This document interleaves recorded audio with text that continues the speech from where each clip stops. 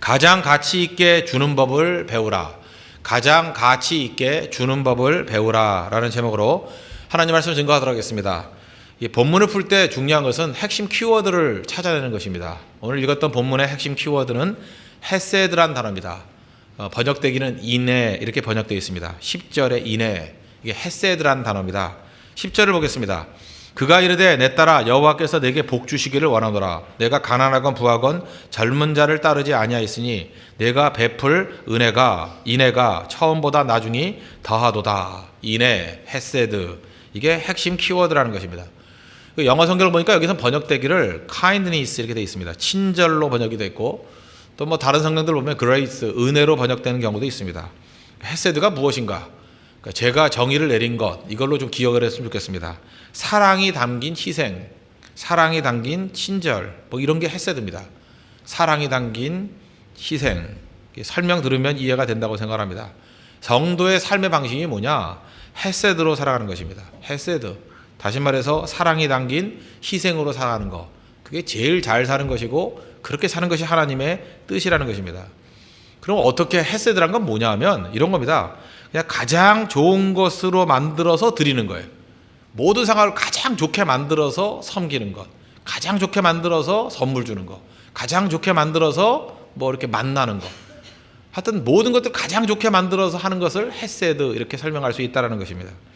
예를 들어서 우리가 뭐 이렇게 밥을 잘 준비하고 난 다음에 여자분들이 뭐 그렇게 설명하지 않습니까? 따뜻할 때 드세요.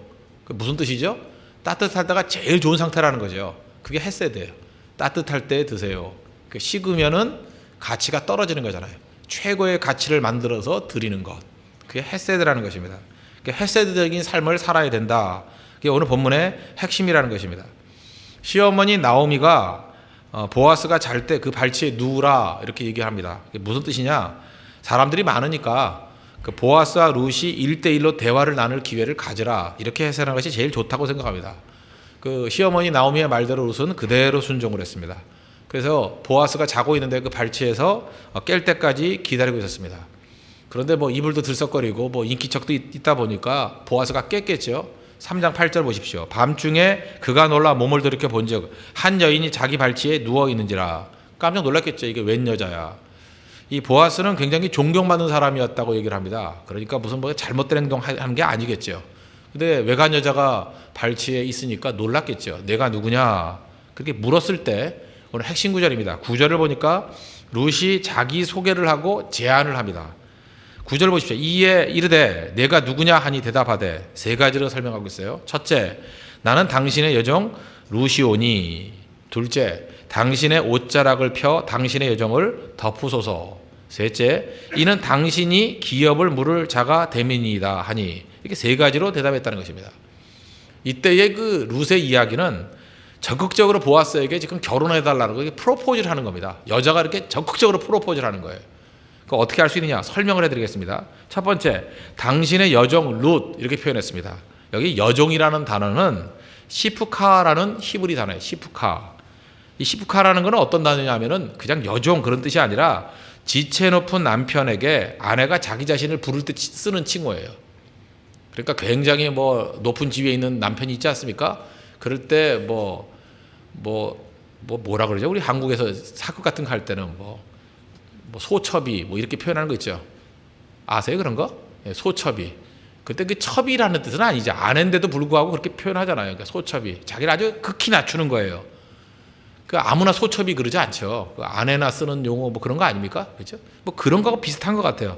아무리 설명을 해도 제가 사극을 잘 몰라서 설명을 못 하겠어요. 그게 시프카라는 단어예요. 그러니까 이 단어는 아내가 될 사람이 쓰는 단어라고요. 그런데 이런 단어를 썼어요. 충격적이죠. 시프카래요, 자기가. 당신의 시프카 룻이. 이게 들을 때 이게 충격적인 얘기입니다. 이삭 줍는 여자에서 이제는 결혼 대상자로서 자기 자신을 소개하고 있는 것입니다. 새로운 차원에서 자기 자신을 소개하고 있는 거예요. 나 여자 룻이야. 뭐 이렇게 표현하고 있다는 것입니다. 충격이죠. 두 번째, 당신의 옷자락으로 덮으소서. 옷자락이라는 원어 뜻은 날개입니다. 당신의 날개로 덮으소서. 근데 이게 번역하기로 옷자락으로 번역했어요. 그런데 처음 룻을 만났을 때 보아스가 했던 얘기가 있죠. 2장 12절을 보니까 여호와께서 내가 행한 일에 보답하시기를 원하며 이스라엘의 하나님 여호와께서 그의 날개 아래에 보호를 받으러 온 내게 온전한 상 주시기를 원하더라. 그러니까 여호와의 날개 아래에서 보호받기를 원해라고 축복해 줬어요. 그러니까 여호와의 날개, 독수리 날개같이 이 날개는 뭐 난다는 뜻이 아니라 보호받는다는 뜻이에요. 여호와의 날개 아래 보호받기를 원한다. 그럴 때 그 얘기를 그대로 따가지고 지금 보아스한테 뭐라고 설명하고 있어요? 당신의 날개로 덮으소서. 번역을 옷자락이라 해야 돼. 잠깐만, 날개가 더 좋은 것 같아요. 당신의 날개로 덮으소서. 당신의 옷자락으로 덮으소서. 무슨 얘기예요? 네가 그랬잖아. 여호와의 날개 그늘 아래 보호받기를 원한다고. 네가 날개 되면 되잖아. 그런 뜻이에요. 말을 하겠어요? 보아스가 했던 말을 그대로 받아가지고 여호와 하나님 얘기하지 말고 당신이 나의 날개가 되어주세요. 당신이 나의 보호의 날개가 되게 해주세요. 듣는 순간에 보아스가 흥분했겠죠. 이 여자 이거 왜 이러나, 그죠? 그런 뉘앙스입니다. 세 번째, 이제 노골적이에요. 당신이 기업을 물을 자입니다. 당신이 나의 고엘이에요. 나를 자유롭게 해줄 사람이고 나를 해방시킬 사람입니다. 나의 다방구입니다. 이해가 되시죠? 나의 다방구입니다. 다방구 해줄 사람이 너밖에 더 없어. 그런 얘기라고요. 그러니까 이건 왜 중요한 거냐면 여자들에게서는 참 이거 위험천만한 일 아닙니까? 보아스가 어떤 반응을 보일지 모르잖아요. 그러다가 뭐 거절하면 어떡할 거예요? 그 무슨 개망신이에요. 그렇잖아요. 거절하면 어떡할 거예요. 지금 이 본문에서 알 수 있는 핵심이 뭐냐면 룻은요 인생을 건 거예요. 여기서 만약에 보아스가 거절한다 그러면 자기는 끝장나는 인생인데 그냥 모든 걸 다 집어던진 거야. 올인하면서 보아스에게 직접적으로, 그죠? 나는 당신의 시프카입니다. 시프가 되게 해주세요. 또 하나가 뭐예요? 당신의 날개로 나를 덮어주세요. 여호와의 날개같이 당신 나를 보호해주세요. 노골적으로 당신이 기업 물을 자 고엘입니다. 적극적인 프로포즈를 했다는 것입니다. 다 쏟아부었다는 거예요. 룻이 먼저 하는 프로포즈였다는 것입니다. 근데 이게 앞뒤 정황상 이게 왜 중요한 거냐면 우리는 룻 그러면 그 못생긴 여자라고 생각하는 사람 별로 없겠죠. 아마 앞뒤 정황을 보니까 룻이 젊고 상당히 매력 있는 여자였던 것 같습니다. 그러니까 이스라엘 사람이 모압까지 가가지고 그런 여자 결혼했겠죠. 그래서 다른 총각들도 룻에 대해서 관심을 가졌던 것 같아요. 나중에 제가 설명해 드리겠습니다. 심지어 보아스조차도 룻에 대해서 마음이 있었던 것 같습니다. 근데 이 보아스는 어떤 사람이냐 하면 좀 나이가 많은 노총각이었던 것 같아요. 뭔가 성실하기는 한데 매력은 없는 뭐 그런 남자 있죠. 참 착한 남자예요. 뭐 좋은 남자예요. 근데 뭐 남자로 느껴지지 않아요. 뭐 그런 남자 있잖아요. 제가 그 여자들의 입장에서 한번 생각해 볼게요. 여자들의 입장에서 특별히 결혼하기 전에 여자들의 입장에서는 되게 세 가지를 크게 따지죠. 1번 외모. 외모라 하면 뭐 키가 크거나 뭐 아니면 잘생겼거나 뭐 이런 거 다 포함된 개념입니다. 외모. 1번 외모. 2번은 능력. 뭐 능력이라 하면 뭐 학력이 될 수도 있고 뭐 돈이 될 수도 있고 하여튼간에 여러 가지 능력. 그죠? 능력이 두 번째. 세 번째는 우리 신앙이니까 신앙을 포기할 수는 없죠. 신앙 또는 뭐 인격, 성격, 뭐 착한 거 뭐 이런 거. 그 인성적인 부분. 신앙이라는 부분 세 가지가 있죠. 그런데 이 세 가지를 다 갖추면 얼마나 좋겠습니까? 많은. 자, 얄궂게도 이 중에 대개 두 개를 갖춘 사람이 많아요. 그래서 외모는 되는데 능력도 되는데 신앙이 없어요. 이런 남자를 뭐라 그러죠? 바람둥이 그래요. 그죠? 애매모호하죠. 외모도 되고 능력도 되는데 신앙이 없어. 불안하죠? 이거 바람둥이일 가능성이 커요. 또 두 번째 그룹이 누가 있냐면 외모도 돼요. 신앙도 돼요. 좋죠? 능력이 안 돼요. 무능한 거죠, 이거. 이것도 또 막상 결혼하려면 또 쉬운 일이 아니에요. 그죠? 숟가락 빨고 살 수도 없기 때문에. 그다음 세 번째는 또 뭐가 있냐면 능력도 돼요. 신앙도 있어요. 좋죠? 근데 외모가 도저히 안 돼요. 외모가 얼굴 쳐다볼 수가 없어요. 서보니까 자기 어깨밖에 안 와요, 키가. 그 쉬운 일이 아니에요. 뭐 나는 신앙만 봐요. 뭐 그러는데 막상 오면 또 얘기가 달라져요. 나는 신앙과 능력만 있으면 돼요. 또 막상 또 쉬운 게 아니라고요. 보아스를 굳이 말한다 그러면 이 C그룹입니다.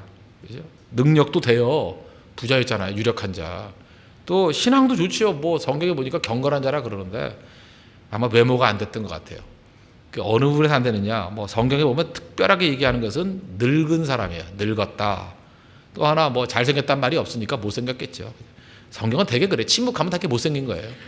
되게 잘생긴 사람은 잘생겼다고 꼭 얘기를 해요.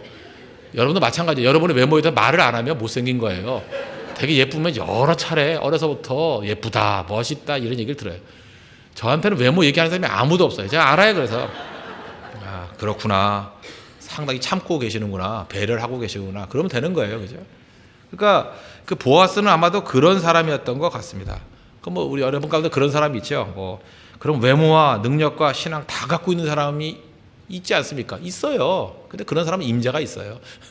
그죠? 그래 안타까운 거죠. 그러니까 우리가 결혼할 때도 이런 걸 잘 따져야 되는데 이 그룹으로 나눈다 그러면은 보아스는 100%는 아니라는 거예요. 그죠? 이게 능력도 있고 신앙도 있지만 외모가 떨어진다니까. 특별히 늙고 못생겼던 것 같아요. 그러다 보니까 쉽게 룻에 대해서 보아스가 접근하거나 말하기가 쉬운 상황이 못 돼요. 상황이. 그래서 그럴 때 룻이 친절하게도 자기가 적극적으로 표현해 주잖아요. 나는 마지못해 끌려온 게 아닙니다. 나는 당신이 좋아서 왔습니다. 이제 보아스에게 설명해 주는 거예요. 나는 억지로 보내서 온 게 아닙니다. 우리 시어머니가 가라 그래서 네 고엘이 그 사람이니까 억지로 가라 그래서 온 게 아닙니다. 난 당신이 좋습니다. 당신의 아내가 되고 싶습니다. 그 얘기는 무슨 얘기예요? 이 보아스에게 있어서 못생기고 늙었다라는 컴플렉스가 있을 거 아니에요? 그거를 충분히 보완해 주는 거예요. 당신 그런 사람 아니고 정말 가치 있는 분이기 때문에 내가 당신의 아내가 되기를 원합니다. 그러고 나왔다라는 거예요. 그런 걸 뭐라 그래요? 헤세드. 그냥 싫다는데 막 따라다니고 하는 건 스토커고요. 그건 헤세드가 아니고 그건 스토커예요. 그건 스토커고 충분히 양자 간의 배려에 의해서 상대를 한껏 올려주는 걸 통해서 상대를 배려해주고 거절당해서 상처를 입어도 내가 있겠다. 당신은 상처 입으면 안 돼요. 하고 상대를 배려해주면서 접근하는 거. 난처하지 않게 접근하는 거. 그걸 뭐라 그래요? 헤세드라고 헤세드. 그래서 이 얘기를 듣고 보아스가 기뻤어요. 기뻐서 10절 보십시오. 그가 이르되 내 딸아라고 말할 정도로 나이가 좀 지긋했는가 보죠. 여호와께서 내게 복 주시기를 바라노라. God bless you. 여러분 인사해야죠. God be with you. God bless you. 예, 이거 아마 상투적인 인사였던 것 같아요. 항상 이렇게 했던 것 같아요. 여기 보세요. 내가 가난하건 부하건 젊은 자를 따르지 아니하였으니 이해가 되죠? 그러니까 당시에 이 룻이 굉장히 매력이 있었는가 봐요. 그래서 가난하건 부자건 주변에 따를 만한 총각들이 많이 있었다고요. 그리고 젊은 사람하고 결혼할 수 있는 가능성도 있었던가 봐요. 그런데 지금 보아스가 너무 감사히 여기는 거예요. 가난하건 부하건 젊은 자를 따르지 아니하였으니 내가 베푼 인애가 처음보다 나중이 더하도다. 네가 지금 헤세드를 베풀었다는 거예요. 인애를 베풀었다는 거예요. 처음 베푼 헤세드보다 나중에 베푼 헤세드가 크다. 처음에 베푼 헤세드는 뭐예요? 시어머니 나오미에게 베푼 헤세드. 그죠? 잘 섬기고 복양한 거. 그런데 두 번째 헤세드, 나중 헤세드, 나한테 해준 헤세드가 더 크다. 그렇게 설명하고 있다는 것입니다. 이 주석 같은 데 보면 이게 내용을 보면 그 보아스의 나이는 40살 정도 됐을 거래요. 그리고 룻의 나이는 25살. 도둑놈이죠? 15살 차이. 그러니까 이런 말 할 만도 하죠. 그러면 남자가 그 좀 쭈삣쭈삣 하잖아요. 그 미안도 하고. 근데 25살 된 여자가 적극적으로 그죠? 나는 당신의 아내 되기를 원합니다. 당신의 날개로 나를 덮어주시고 보호해 주세요. 당신이 나의 기업을 물을 고엘 아닙니까? 그 적극적으로 매달려 주니 얼마나 보아스가 고맙겠어요. 그 마음을 읽었다고요. 정말 고맙구나. 네가 시어머니에게 베풀었던 헤세드도 귀한 거지만 나한테 베푼 나중 헤세드가 정말 큰 거야. 감사하다. 이렇게 인정했다라는 것입니다. 여기서 우리는 룻에게서 배울 수 있는 중요한 거예요. 우리도 룻과 같이 좀 살아야 돼요. 뭘 주려면요. 가장 가치 있게 만들어서 주는 법을 배워야 된다는 것입니다. 룻은 시어머니를 복양해도 우리 그런 거 있잖아요. 잘 복양하고 뒤에 가서 욕하고 아이고 내 팔자야 뭐 시어머니가 저거 있어가지고 힘들다. 해줄 거 다 해주면서 말은 그렇게 하는 사람 있죠. 최악으로 섬기는 거죠. 그런데 룻은 최고의 가치 있는 것을 통해 가지고 상대방을 존중하게 만들면서 해줄 거 다 해주고 그러니까 최고의 헤세드죠. 잘 보세요. 여기도 그 보아스에 대해서도 체면 세울 거 다 세워주고 그 다음에 나를 받아주길 원합니다 하고 결혼하려고 그러잖아요. 그러니까 최고로 가치 있게 만들어주는 모습 이런 거를 배울 줄 알아야 된다는 거예요. 헤세드가 뭐예요? 사랑이 담긴 희생이라는 것입니다. 그 반대되는 게 뭐예요? 팜나물이 간 보다가 결정하는 거죠. 요거 저거 따지다가. 그럴 때 그 결정이 되더라도 기분 나쁘겠죠. 이것저것 재보다가 결정하고 눈치 보다가 결정하고 뭐 이리 갈까 저리 갈까 하다가 그 이거밖에 없어 그러고 울고. 그럴 때 그 결정을 내리더라도 뭐 기분 별로 안 좋겠죠. 예수님의 제자 가운데도 도마가 그래요. 도마. 부활의 예수님이 제자들에게 나타났습니다. 꼭 이럴 때 없어요. 도마는 없었어요 그때. 여러분도 그렇죠. 빠지지 말라고. 내가 없을 때 부활의 주님이 오시면 어떡할 거예요? 도마가요. 도마같이 된다고. 내가 없을 때 부흥 일어나면 어떡할 거예요? 도마가 꼭 그런 케이스예요. 부활의 주님이 오셨을 때 없었다고요. 그래서 예수님이 부활하셨다 그랬더니 안 믿었죠. 요한복음 20장 25절 보니까 내가 그의 손에 못자국을 보며 내 손가락을 그 못자국에 넣으며 내 손을 그 옆구리에 넣어보지 않고는 믿지 않겠노라. 그랬더니 예수님이 도마에게 나타나셨어요. 그런 다음에 이렇게 얘기하죠. 내 손가락을 이리 내밀어 내 손을 보고 내 손가락을 내밀어 내 옆구리에 넣어보라. 그리하여 믿음 없는 자가 되지 말고 믿는 자가 되라. 믿어라. 그러고 난 다음에 예수님이 얼마나 기분이 상했는지 한마디 뚝 던지셔요. 예수님 벌써 내가 이제까지 예수님 접해봤는데 이런 말씀 하신 적이 별로 없거든요. 예수님이 진짜 기분이 상했는가 봐. 요한복음 20장 29절에 말씀하시기를 예수께서 이르시되 너는 나를 본고로 믿느냐? 보지 못하고 믿는 자들은 복되도다. 너는 믿어도 그렇게 믿니? 그거예요. 믿어도 그렇게 믿니? 우리 가운데 믿음이 있어요. 믿음 없다고 말할 수는 없어요. 분명히 믿음이 있어요. 믿음이 있는데 정말 기분 나쁘게 믿는 애들이 있어요. 정말 기분 나쁘게 믿어요. 새벽 기도를 나와도 뭐 이렇게 좀 기분 좋게 나와야 되는데 뭐 와가지고 이제 됐어요? 뭐 이러고 나오는 있어요. 됐어요 목사 이러는 사람이 있어요. 그죠? 아 정말 기분 나쁘게 새벽 기도 나오는 사람이 있어요. 그냥 그런 사람이 있죠. 뭐 충성을 해도 분명히 하긴 해요. 근데 궁시렁궁시렁 되면서 쫓아오는 애들. 그러지 말라고요. 헤세드가 뭔지 알아요? 상대방을 한껏 존중해 주면서. 저 그러면 나오면 안 돼요. 그죠? 뭐 난 새벽에 나오는 게 진짜 최고의 기쁨이고 예수님 만나는 게 최고의 능력이고 또 새벽에 목사님 설교 듣는 게 나에게 최고의 영광이고 뭐 실제로 아니더라도 그렇게 상대방을 한껏 올려주고 난 다음에 그리고 나와서 은혜 받으면 그게 헤세드라고. 헤세드. 가장 가치 있게 만드는 거. 우리 헤세드를 배울 줄 알아야 된다는 것입니다. 그러니까 헤세드 내용이 뭐예요? 언제나 상대를 존중해주고 배려해줄 줄 아는 거. 그게 필요하다는 것입니다. 우리 헤세드에 반하는 내용 중에 하나가 뭐냐 하면 우리 가운데 그런 분들이 있어요. 뭐 연세 좀 드신 분들 가운데 나는 은퇴하고 난 다음에 선교사 할 거야 이런 분들이 있어요. 그거 나쁜 건 아니에요. 그죠? 뭐 은퇴하고 난 다음에 복음 증거하면서 평생 여생을 보내겠다 나쁜 거 아니죠. 근데 그런 건 좀 조용히 했으면 좋겠어요. 조용히. 나는 그런 얘기를 듣는 순간에 하나님이 무시당하는 것 같아요. 건강할 때 내 할 일 다 하다가 나이 들어서 할 일 없을 때는 선교하겠다 그렇게 들린다고요. 그게 본인은 아닐지 모르지만 뭐 아니긴 뭐 아니야 그런 거지. 그죠? 그러니까 선교도 그런 분들은 좀 조용히 그냥 조용히 섬기세요. 조용히. 안 하는 것보다 나으니까. 이제 은퇴하시고 조용히 섬기라고. 조용히. 떠들면서 하지 말고. 좀 떠들려고 하면 어떻게 떠들냐면 내 인생의 전성기에 젊었을 때 가장 고귀할 때 뛸 때 그때 그렇게 얘기할 수 있어야죠. 내 인생의 가운데 토막. 그죠? 생선 같으면 가운데 토막을 주님께 드리기를 원합니다. 제일 중요한 걸 드리기를 원합니다. 그건 가치 있는 일이죠. 자녀들 가운데도 밤낮 공부 못하고 뭐 대학 떨어지고 이런 애들만 신학교 보내려고 그러지 말고 가장 똑똑하고 가장 능력 있는 자녀이기 때문에 이런 자녀가 하나님 앞에 헌신한다 그러니 얼마나 기쁜지 몰라요. 이런 걸 떠들지. 아, 뭐 그래도 붙긴 붙었어요. 뭐 신학교 이런 식으로 얘기하지 말라고요, 제발. 제가 소양의 장미라는 찬양을 참 좋아하는데 우리가 회중 찬양으로 따라 부르기 쉬운 노래는 아니에요. 내가 당신을 사랑한다는 것을 무슨 말로 설명할 수 있을까요? 예쁜 장미를 꺾어드릴까요? 그것으로도 부족한 것 같아요. 예수님에 대한 사랑 고백이에요. 쭉. 아주 감미로운 찬양 고백입니다. 그러다가 마지막 구절에 이런 게 있어요. 드리고 드려도 안 되다가 나중에 내 자신을 드리고 싶다는 거예요. 오히려 내가 장미꽃이 되어서. 장미꽃 드려도 이 마음에 차질 않는 거예요. 오히려 내가 장미꽃이 되어서 나를 팍 꺾어서 드렸으면 좋겠네. 멋진 표현이죠. 장미꽃 드려가지고 마음에 안 차는 거예요. 그래서 내가 장미꽃이 돼가지고 나를 꺾어 드리기를 원한대요. 그러면서 그 다음에 말귀를 못 알아듣는 사람에게 이해하라고 나의 모습이 가장 싱그러운 그때 당신께 드리고 싶어요. 그죠? 내 모습이 가장 싱그러울 때 그때 그걸 주님께 드리고 싶다고요. 여러분 인생에서 내 인생에서 가장 싱그러운 때가 아니라 그러면 조용히 드세요. 조용히.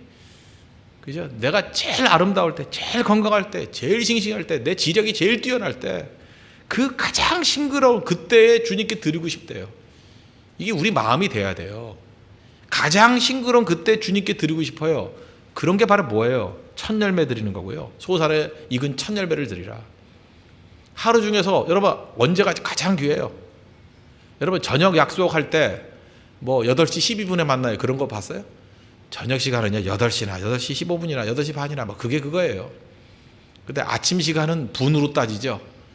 전철 8시 4분 전철에서 만나요. 6분에 만나요. 이러잖아요. 아침 시간에 5분 10분이 얼마나 귀해요. 그런데 새벽 시간 가장 귀한 시간 주님께 드립니다. 이건 뭐예요? 나의 모습이 가장 싱그러운 그때예요. 내 시간 가운데 가장 싱그러운 그때 주님께 드리고 싶습니다. 이게 중요한 거죠. 똑같은 시간을 드려도요 드리는 내용이 다르다고요. 카드도 마찬가지예요. 크리스마스 카드 한번 생각해보세요. 크리스마스 카드 12월 20일에 받은 카드와 12월 29일에 받은 카드 똑같아요? 똑같습니까? 12월 29일에는 뭐 보내다가 남은 거, 그죠? 이제 팔다 남은 거 덤핑으로 사다가 보낸 것 같지 않아요? 그래서 카드는 빨리 주는 게 좋아요. 12월 1일 날 줘도 돼요. 제가 옛날에 해보니까 제일 효과 좋은 게 뭐냐면 1호로 카드 주는 게 제일 좋아. 그래서 추수감사절 다음 날 줘도 돼요. 그죠? 뭐 그런 식으로 빨리빨리 주는 게 좋다고요. 지금 추석 시즌이죠. 추석 때 저한테는 뭐 이렇게 공공기관 이런 데서 뭐 가끔 뭐 선물이 올 때도 있어요. 제가 기억나는 건 뭐냐면 첫 번째 받은 추석 선물만 기억해. 그죠? 야, 그러면서 내가 느꼈던 게 뭐냐면, 야, 이런 데서, 이 교회는 좀 되는 교회네. 어떤 교회 목사님에게 보내온 게 있거든요. 진짜 일찍 보내와요. 역시 시스템이 돼 있군. 물론 목사님 직접 아는 거는 다 알아요. 비서 통해서 보낸 거 다 아는데, 그래도 뭔가 시스템이 돼 있군. 그래요. 왜? 벌써 한참 전에 보내거든요.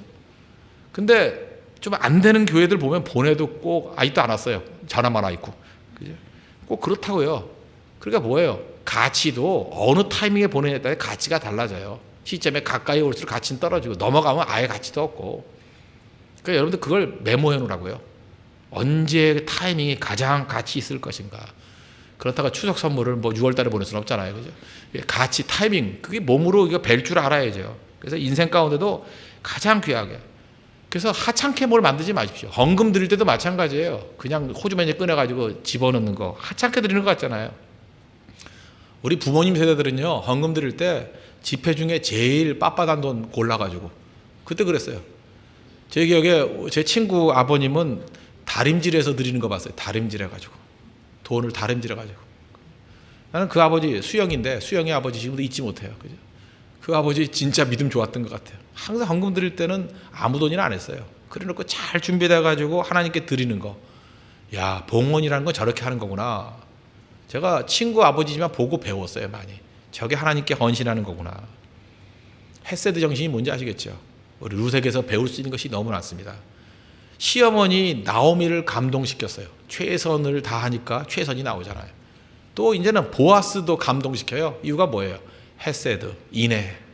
인애가 뭐예요? 자기의 것을 가지고 최고의 가치 있게 드리는 거예요. 최고의 존중을 해주면서 최고의 타이밍에 최고의 환대를 하면서 최고로 드려, 최고로. 여러분들 어떤 사람 만날 때 그렇잖아요. 어떤 사람 만날 때 옷도 이렇게 뭐 맨날 집에서 입던 거 뭐 자다 깬 옷 같은 거 입고 나오면 기분 나쁘죠. 아무리 뭘 잘해줘도. 나만 그런가? 근데 뭐 한껏 차려입고 나왔어요. 그 잘난 척을 차린 게 아니라 배려로, 그죠? 예쁘게 하고, 그죠? 멋있게 하고, 양복도 새로 산 걸로. 그러면서 말은 안 하지만, 목사님 만나려고 내가 이렇게 최고로 준비하고 나왔습니다. 그럴 때 기분이 좋아요, 그죠? 그래서 제가 그럴 때 밥값 제가 내요. 또 옷 열심히 차려입고 나왔으니까. 그게 바로 뭐예요? 헤세드를 느낀 거거든요, 헤세드. 너는 나에 대해서 헤세드를 느끼는구나. 그래서 이게 유럽이나 이게 서구의 전통에 의하면 주일 예배 때는요 항상 정장 입고 나왔어요. 슬리퍼 끌고 대충 반바지 입고 나오는 게 아니에요. 자기 옷 중에 제일 좋은 것 입고 나왔다고요. 그 정신이 뭐예요? 헤세드 정신이에요. 헤세드. 가장 좋은 것으로 드리기를 원합니다. 그 마음 주님께서 보신다는 거예요.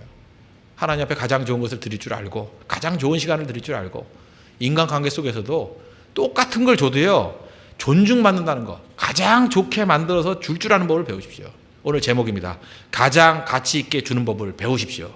그게 헤세드입니다. 헤세드 능력이 떠나지 않는 믿음의 종 되기를 축원합니다.